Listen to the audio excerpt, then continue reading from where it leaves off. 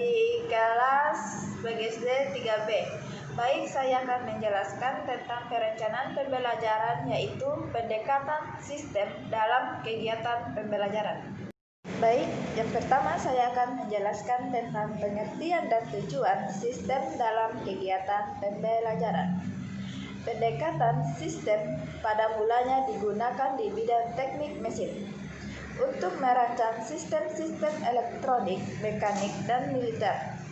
Pada akhir tahun 1950 dan awal tahun 1960-an mulai diterapkan dalam bidang pendidikan dan pelatihan. Pengertian pendekatan sistem perlu diklarifikasi agar konsisten dalam penggunaan atau aplikasinya, seperti dikemukakan oleh Winardi. Kita perlu mengerti dan memupuk kemampuan untuk bekerja dengan sistem-sistem dengan cara yang intelijen, yaitu dengan menggunakan pendekatan sistem untuk menemukan sifat-sifat penting dari sistem yang bersangkutan, yang kemudian memberikan keterangan kepada kita mengenai perubahan apa perlu dilakukan untuk memperbaiki sistem tersebut. Pendekatan berfungsi mendeskripsikan hakikat apa yang akan dilakukan dalam memecahkan suatu masalah.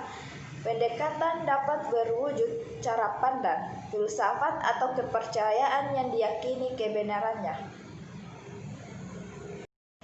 Sistem pembelajaran adalah hubungan antar unsur-unsur yang saling berhubungan untuk mencapai tujuan dari pembelajaran.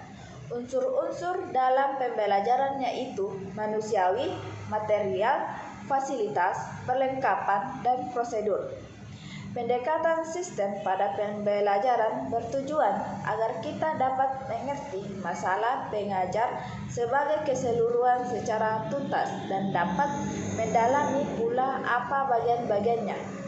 Selain itu, diharapkan kita dapat memahami pula cara bagaimana masing-masing bagian itu saling berinteraksi, saling berfungsi, dan saling bergantung di dalam sebuah sistem untuk mencapai tujuan pembelajaran. Dan yang kedua yaitu manfaat pendekatan sistem dalam pembelajaran. Merancang pembelajaran dengan menggunakan pendekatan sistem memiliki beberapa manfaat, diantaranya: 1. Melalui pendekatan sistem, arah dan tujuan pembelajaran dapat direncanakan dengan jelas. Dapat kita bayangkan apa yang akan terjadi manakala dalam suatu proses pembelajaran tanpa adanya tujuan yang jelas. Tentu, proses pembelajaran tidak akan menjadi fokus, dalam arti pembelajaran akan menjadi tidak bermakna serta sulit menentukan efektivitas proses pembelajaran. Yang kedua, pendekatan sistem pendekatan sistem menuntun guru pada kegiatan yang sistematis. Yang ketiga, pendekatan sistem dalam merancang pembelajaran dengan mengoptimalkan segala potensi dan sumber daya yang tersedia. Dan yang keempat, pendekatan sistem dapat memberikan umpan baik, mulai proses umpan balik dalam pendekatan sistem dapat diketahui apakah tujuan itu telah berhasil dicapai apa belum. Hal ini sangat penting sebab mencapai tujuan merupakan tujuan utama dalam berpikir sistematik. Dan yang ketiga, fungsi-fungsi sistem. Pada hakikatnya, perencanaan pembelajaran secara umum mempunyai dua fungsi pokok, yaitu dengan adanya perencanaan, maka pelaksanaan pengajaran akan menjadi baik dan efektif. Maksudnya adalah karena perencanaan atau persiapan tersebut, maka seorang guru akan dapat memberikan pengetahuan yang baik karena ia dapat menghadapi suatu situasi di kelas dengan tegas dan mantap serta fleksibel. Dan yang kedua, dengan membuat perencanaan yang baik, maka seorang guru akan tumbuh dan berkembang menjadi guru profesional. Maksudnya adalah karena dalam pembuatan perencanaan yang baik, maka seorang guru yang baik adalah berkat pertumbuhan dan perkembangan dari hasil pengalaman atau belajar yang konten, walaupun faktor bakat sangat menentukan. Selain yang dijabarkan di atas, Oemar Hamalik mengemukakan bahwa pada garis besarnya perencanaan pembelajaran berfungsi sebagai berikut. 1. Memberikan guru pemahaman yang lebih jelas tentang tujuan pendidikan sekolah dan hubungan dengan pembelajaran yang dilaksanakan untuk mencapai tujuan itu. Yang kedua, membantu guru memperjelas pemikiran tentang sumbangan pembelajaran terhadap pencapaian tujuan pendidikan. Yang ketiga, menambah keyakinan guru atas nilai-nilai pembelajaran yang diberikan dan prosedur yang dipergunakan. Keempat, membantu guru dalam rangka mengenai kebutuhan siswa, minat siswa, dan mendorong motivasi belajar. Yang kelima, mengurangi kegiatan yang bersifat trial dan error dalam mengajar dengan adanya organisasi yang baik dan metode yang tepat. Dan yang keenam, membantu guru memelihara kegairahan mengajar dan senantiasa memberikan bahan-bahan yang up to date kepada siswa. Satuan pendidikan di sekolah secara umum memiliki fungsi sebagai wadah untuk melaksanakan proses edukasi, sosialisasi dalam transformasi bagi siswa atau peserta didik. Bermutu tidaknya penyelenggaraan sekolah dapat diukur berdasarkan pelaksanaan fungsi-fungsi tersebut. Dan yang keempat yaitu komponen-komponen sistem. Di dalam pembelajaran terdapat komponen-komponen yang berkaitan dengan proses pembelajaran yaitu kurikulum. Secara etimologis, kurikulum berasal dari bahasa Yunani yaitu kore yang artinya pelari dan kurer yang berarti tempat berpacu, yaitu suatu jarak yang harus ditempuh oleh pelari dari garis start sampai garis finish. Secara terminologis, istilah kurikulum mengandung arti sejumlah pengetahuan atau mata pelajaran yang harus ditempuh atau diselesaikan siswa guna mencapai suatu tingkat ijazah. Pengertian kurikulum secara luas tidak hanya berupa mata pelajaran atau bidang studi dan kegiatan-kegiatan belajar siswa saja, tetapi juga segala sesuatu yang berpengaruh terhadap pembentukan pribadi siswa sesuai dengan tujuan pendidikan yang diharapkan. Misalnya, fasilitas kampus, lingkungan yang aman, suasana keakraban dalam proses belajar mengajar, media dan sumber belajar yang memadai. Kurikulum di sini adalah satu komponen dari komponen pembelajaran. Dan yang kedua yaitu guru. Yang selanjutnya, komponen pembelajaran itu sendiri yakni guru. Kata guru berasal dari bahasa Sanskerta, guru, yang juga berarti guru, tetapi arti harfiahnya adalah berat, yaitu seorang pengajar suatu ilmu. Dalam bahasa Indonesia, guru umumnya merujuk pendidikan profesional dengan tugas utama mendidik, mengajar, membimbing, mengarahkan, melatih, menilai, dan mengevaluasi peserta didik. Di dalam masyarakat, dari yang paling terbelakang sampai yang paling maju, guru memegang peranan penting. Guru merupakan komponen pembelajaran penting dari pembelajaran itu sendiri. Guru merupakan satu di antara pembentuk-pembentuk utama calon warga masyarakat. Peranan guru tidak hanya terbatas sebagai pengajar, penyampaian ilmu pengetahuan, tetapi juga sebagai pembimbing, pengembang, dan pengelola kegiatan pembelajaran yang dapat memfasilitasi kegiatan belajar siswa dalam mencapai tujuan yang telah ditetapkan. Dan yang ketiga, yaitu siswa. Komponen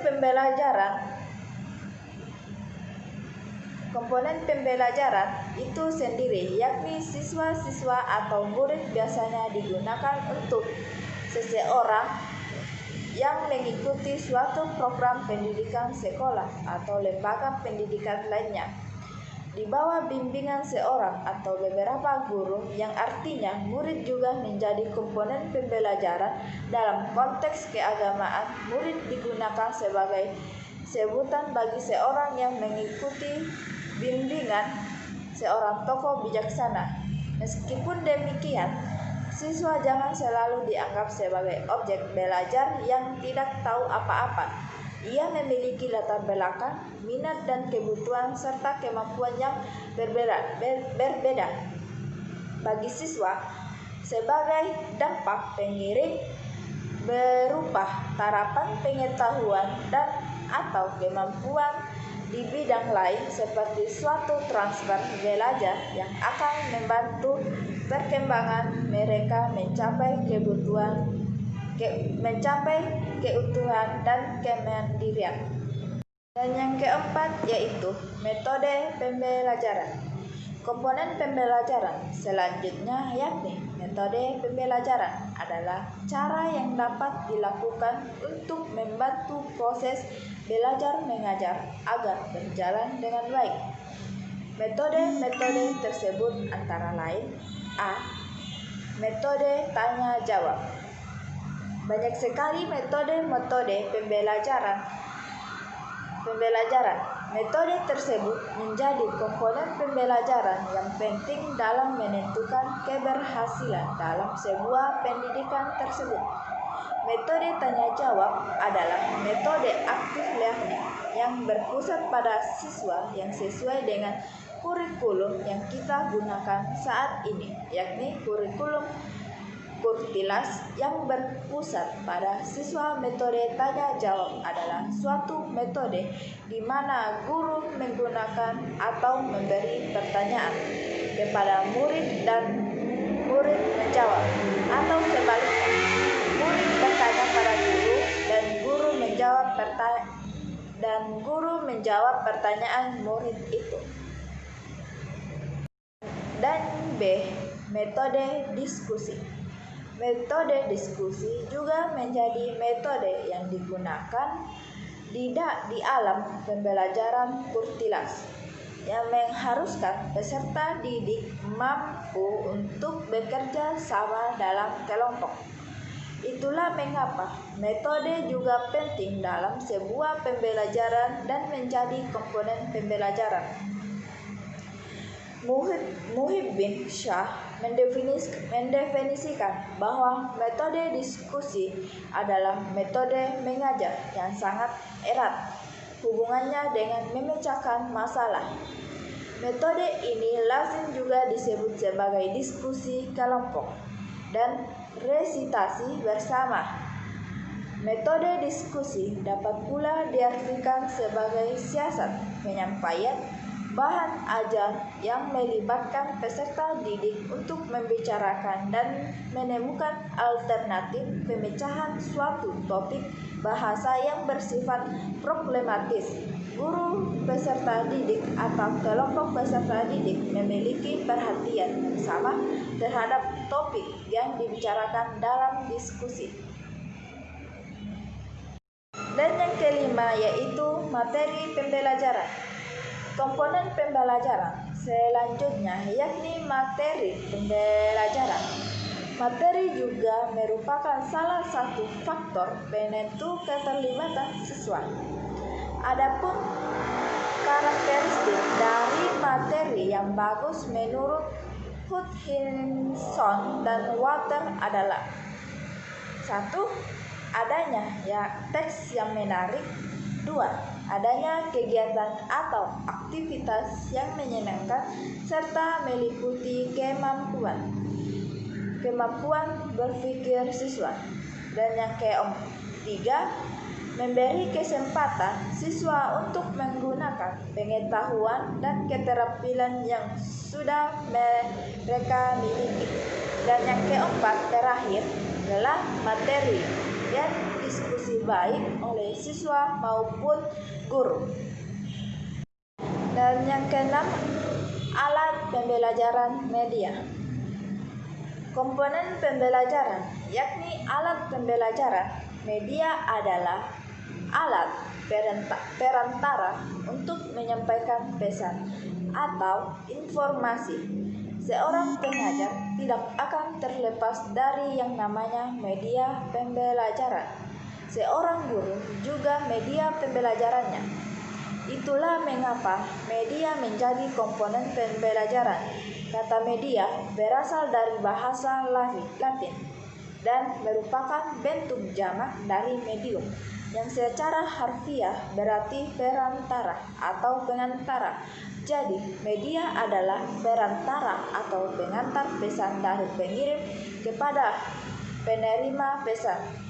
Media pembelajaran adalah perangkat lunak atau perangkat keras yang berfungsi sebagai alat belajar atau alat bantu belajar. Media pada hakikatnya merupakan salah satu komponen sistem pembelajaran. Sebagai komponen media hendaknya merupakan bagian integral dan harus sesuai dengan proses pembelajaran secara menyeluruh. Ujung akhir dari pemilihan media adalah penggunaan media tersebut dalam kegiatan pembelajaran sehingga memungkinkan siswa dapat berinteraksi dengan media yang kita pilih. Dan yang terakhir dan ketujuh, evaluasi. Komponen pembelajaran yang terakhir yakni evaluasi pembelajaran. Istilah evaluasi berasal dari bahasa Inggris, yaitu evaluation. Menurut Wan dan Brown, evaluasi adalah suatu tindakan atau suatu proses untuk menentukan nilai dari suatu hal.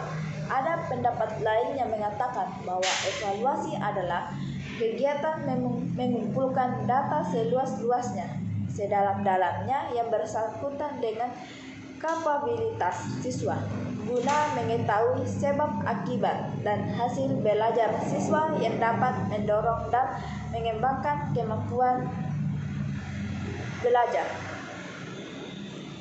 Dan yang kelima atau yang terakhir, faktor-faktor yang mempengaruhi keberhasilan sistem pembelajaran.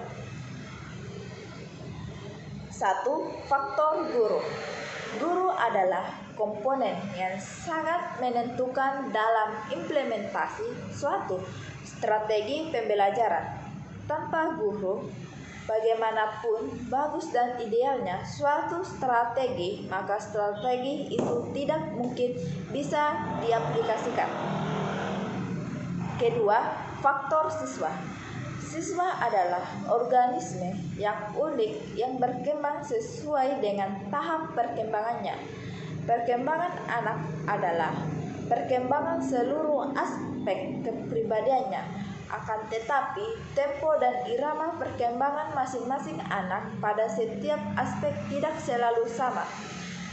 Proses pembelajaran dapat dipengaruhi oleh perkembangan anak yang tidak sama. Itu di samping karakteristik lain yang melekat pada diri anak. Faktor-faktor yang dapat mempengaruhi proses pembelajaran dilihat dari aspek siswa meliputi aspek latar belakang, sifat dan sikap serta penampilan. Dan yang ketiga yaitu faktor sarana dan prasarana. Sarana adalah segala sesuatu yang mendukung secara langsung terdapat kelancaran proses pembelajaran. Misalnya, media pembelajaran, alat-alat pelajaran, perlengkapan sekolah, dan lain sebagainya. Sedangkan prasarana adalah segala sesuatu yang secara tidak langsung dapat mendukung keberhasilan proses pembelajaran. Misalnya, jalan menuju sekolah, penerangan sekolah, kamar kecil, dan lain sebagainya. Kelengkapan sarana dan prasarana akan membantu guru dalam penyelenggaraan proses pembelajaran. Dengan demikian, sarana dan prasarana merupakan komponen penting yang dapat mempengaruhi proses pembelajaran. Dan yang terakhir atau yang keempat adalah faktor lingkungan. Dilihat dari dimensi lingkungan, ada dua faktor yang dapat mempengaruhi proses pembelajaran, yaitu faktor organisasi kelas dan faktor iklim sosial psikologis. Di antaranya A. Faktor organisasi kelas yang di dalamnya meliputi jumlah siswa dalam satu kelas merupakan aspek penting yang bisa mempengaruhi proses pembelajaran. Dan yang terakhir yaitu faktor iklim sosial psikologis. Maksudnya keharmonisan hubungan antara orang yang terlibat dalam proses pembelajaran.